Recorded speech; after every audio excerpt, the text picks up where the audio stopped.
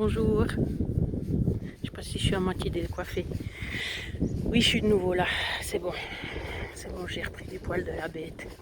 Je sais pas trop ce qui s'est passé, mais c'est vrai que ça a été très perturbant. Ça m'a perturbée, mais effectivement, comme j'ai dit, ça faisait 3 semaines, donc je pense qu'en fait c'est hormonal. Et puis voilà, quand je vais avoir mes règles, il y a le trou. Et puis peut-être justement, ça faisait 3 semaines que j'avais oublié ce trou. Puis peut-être que quand il est venu, mais j'étais tellement déçue. J'avais l'impression que tout ce que je faisais, c'était parti en fumée. Enfin, c'est comme ça la dépression, hein. On voit plus vraiment juste les choses. Mais j'avais peur pas de vous avoir trompé, mais de vous faire miroiter des choses en vous disant, voilà, moi j'arrive à guérir grâce à ça. Puis tout d'un coup, paf, tout en bas, je me suis dit, non mais t'es dans un rêve ou bien c'est faux, qu'est-ce qui se passe, quoi. Alors voilà, donc ça c'était vendredi. Alors j'ai compensé, voilà, comme on fait. J'ai compensé, j'ai eu de la chance. Mon ex chéri qui avait besoin que ses cigarettes soient faites, alors j'y ai fait ses cigarettes contre contre marchandises. On a fait du troc.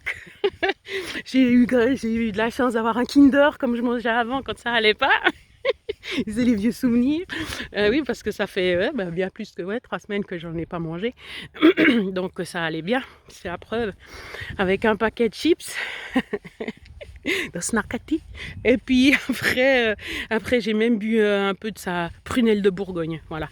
Ah, j'ai fait la totale. Je me suis dit là, j'étais devant L'amour est dans le pré. Par contre, je me suis sentie un petit peu mal. Parce que je me suis dit, L'amour est dans le pré, c'est quand même mieux quand il y a quelqu'un à côté de soi, hein. Enfin bref. Mais sinon, ça m'a déjà fait un petit peu, voilà, ça m'a fait décompenser. Et puis après, le lendemain, samedi, j'ai dû me forcer parce que j'y tenais quand même.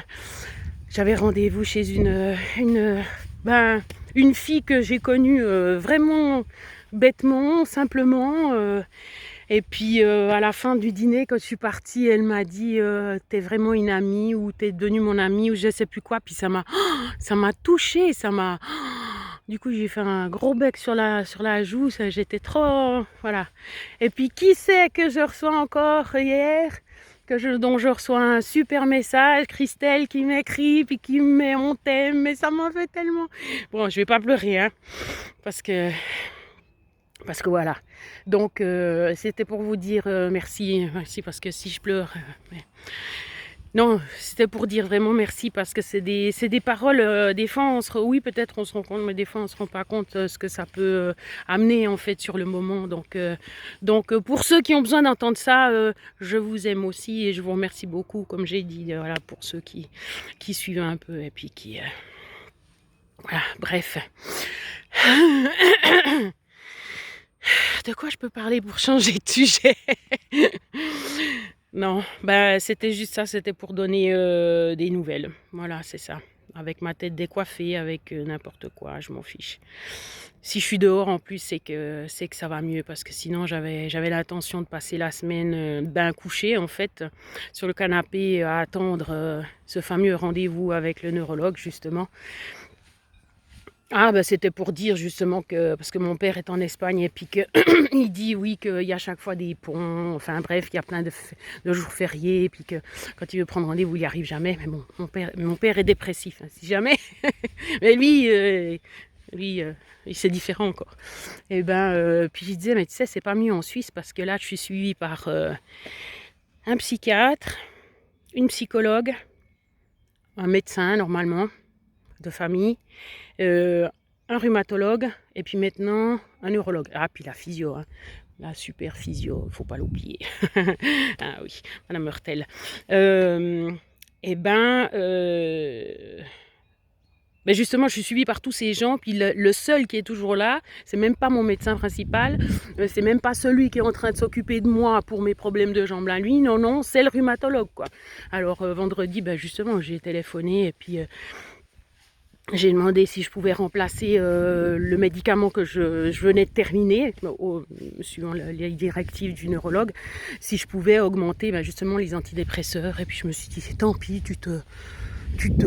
Pouf, tu t'envoies ça et puis tu restes endormi jusqu'à jeudi, jusqu'à ton rendez-vous justement avec le neurologue.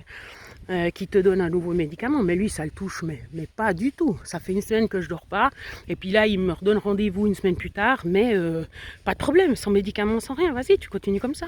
Puis j'ai dit mais je vais augmenter les antidépresseurs. Ah non non, vous n'avez pas le droit. J'ai dit mais tu rêves toi, tu rêves parce que tu crois que je vais rester comme ça en me laissant recouler comme non non non non. Bref, mais oui je vous ai déjà tenu ce discours donc voilà, donc c'est vraiment ouais, enfin bref, donc quoi? Donc voilà, donc ça va mieux et puis ben on verra si je change aussi l'antidépresseur parce que peut-être qu'il me fait certains effets que je savais pas, mais peut-être que justement même si c'est des petits effets c'est mieux que des gros effets, donc ouais. Est-ce que je suis encore en position de victime? Je sais pas. Je sais pas. Bon, je vais vous laisser parce que je fatigue en fait. Merci pour tout et puis prenez soin de vous.